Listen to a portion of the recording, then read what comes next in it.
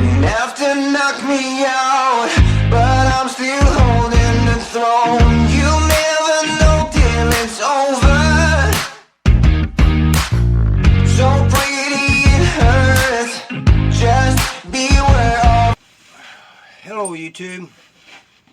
How's HTP fam doing? I got some video suggestions. One of them is Scared Straight from Adam Talks Prison. I want to do one on that. He wants to know my thoughts on it, but I got to figure out how to do it without getting a copyright claim or something. But my thoughts on it, Scared Straight, I'm not sure if that works or not, you know.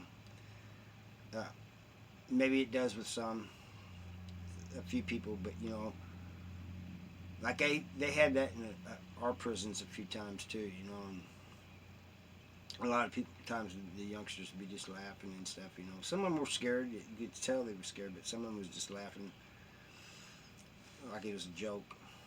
So I don't know if it works, the Scared Straight program works or not.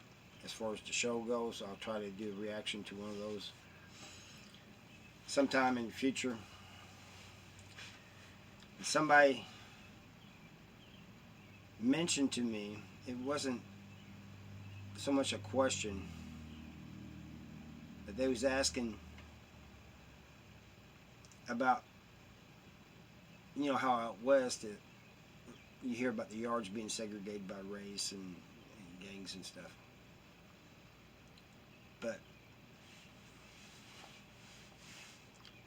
in Missouri it's not, or at least when I was in prison it wasn't. It's getting now, somebody told me it's getting now where you almost have to join an organization, you know, a group. But back then it wasn't, when I was in it wasn't. But when I first came to prison at Missouri State Penitentiary, pretty much the whites had the lower yard, blacks had the upper yard. The chow hall was separated. As you walked in, it was self-segregation. Blacks sat on the left, whites on the right, and also you sat in the same seat every day. You didn't let nobody take your seat. I mean, you know, it was the same if you allow them to take your seat, they don't take anything from you, you know. But recently, there hasn't been, you know, the later years I was in prison, there was no segregation. Yeah, there was tension on the yard sometimes, but for the most part, the chow halls wasn't segregated. I mean, the blacks would sit at their own table, the whites at their own table, the Mexicans at their own table, for the most part. But you had sometimes whites selling with the blacks, you know, or Mexicans maybe with whites or whatever. And it wasn't, usually it wasn't because they wanted to. It was because, I mean, in some cases it could be, but for the most part it was because they was put in the cell, and they was just waiting so they could put in a move pass so they can move in with one of their friends or something. You know, because let's face it, you know, it doesn't matter if you getting along with your cellie or not, no matter what his ethnic background or his color or whatever it is. People tend to want to sell with their own kind. That's just the way it is. It's nothing like a hatred or anything, you know. It's just like they want to sell with their own kind. There's several reasons for that, you know. Is you watch different things on TV, even though you may both have TVs, your cellie may be watching something completely different, you know, than you are, if he's a different race or whatever. And, you know, like if you're selling with a Mexican, he might be listening to Telemundo or something, you know. And he wants to talk to you about it. You don't know what's going on, you know. So that's why that is. But I've seen, one thing I noticed, and not always, because a lot of times there is tensions when something like this happens, but I've seen protests take place on the street. But yet the people in prison be calm. You know, I got a question one time, says, it was on Quora, because I have a big following on Quora, and somebody asked me one time, said, why come there's so much racial division in the prisons? Well, I can't speak on the other states. I can't speak about the feds, because I've heard, you know, it's different there in other states. What I can speak on is in Missouri, there's not as much as you think there is. There really isn't. I mean, it does happen from time to time. It'll flare up, and then it'll go away. But whites and blacks, they usually don't work out together, but you can see them on the yard talking to one another. They're usually sitting at this, or not sitting at the same table in the wing, but you may have, like I'm maybe sitting there with a couple friends, and somebody like a Mexican or a black person will come up that we know and start talking to us. But they won't sit down usually and just for a long conversation. They'll come up and say a few words and they'll go away.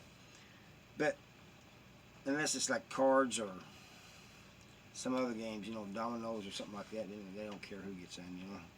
You know, you all together on that.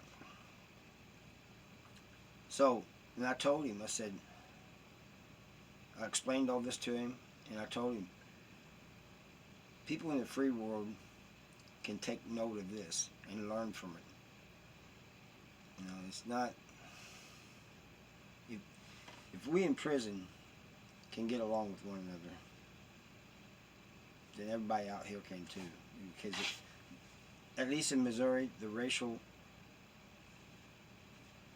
division is not as bad as it is in, I don't think it's as bad as it is on the outside. Yeah, you got your little groups, and you got individuals that may try to start something, and sometimes it works.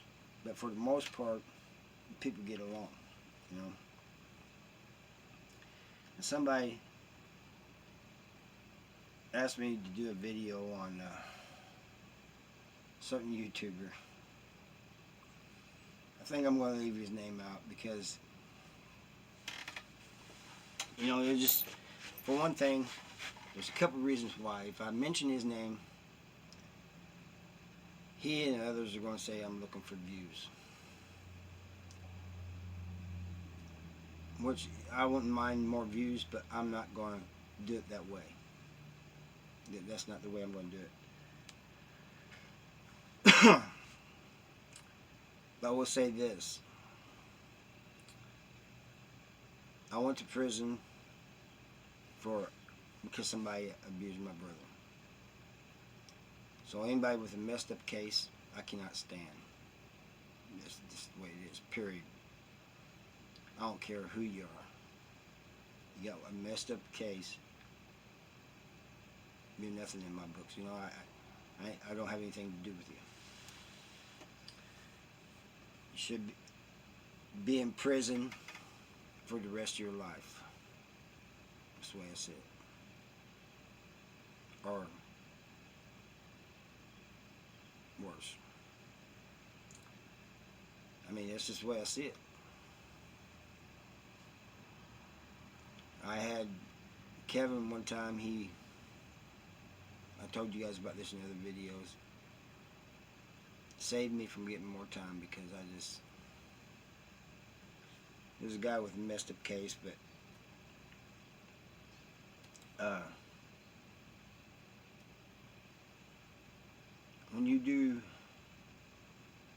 something to a child, a baby, because it won't stop crying.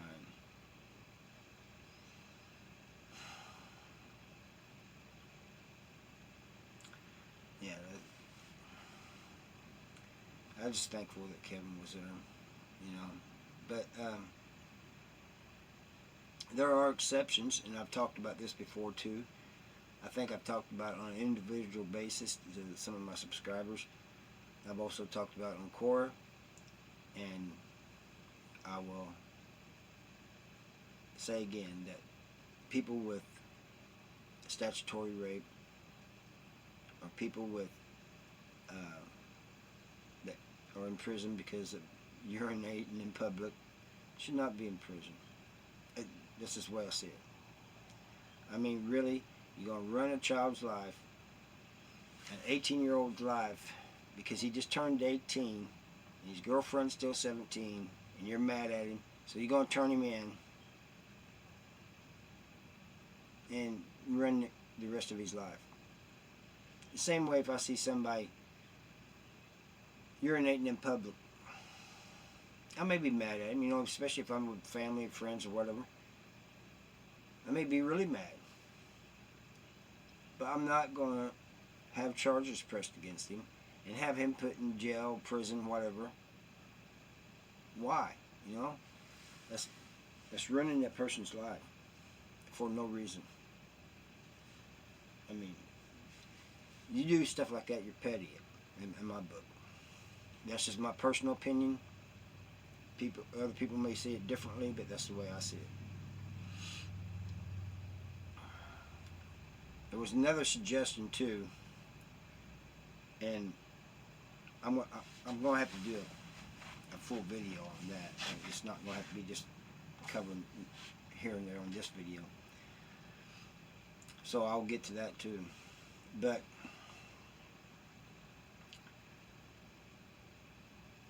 oh, I know what. Another one. Somebody was asking me about which prisons, or the prisons in Missouri, more comparable to California, you know, the West Coast, or the East Coast. I'm not sure. I think most of them in the Midwest are pretty much the same, you know, operate pretty much kind of the same. I'm not sure about that.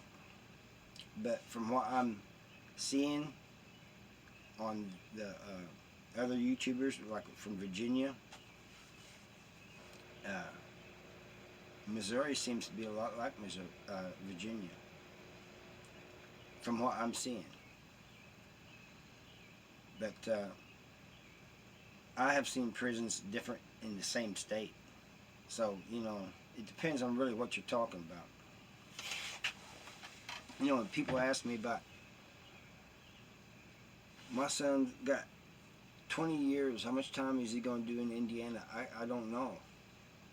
I don't know the laws there. I don't know how the DOC, the Pro Board, and none of that works in states like that.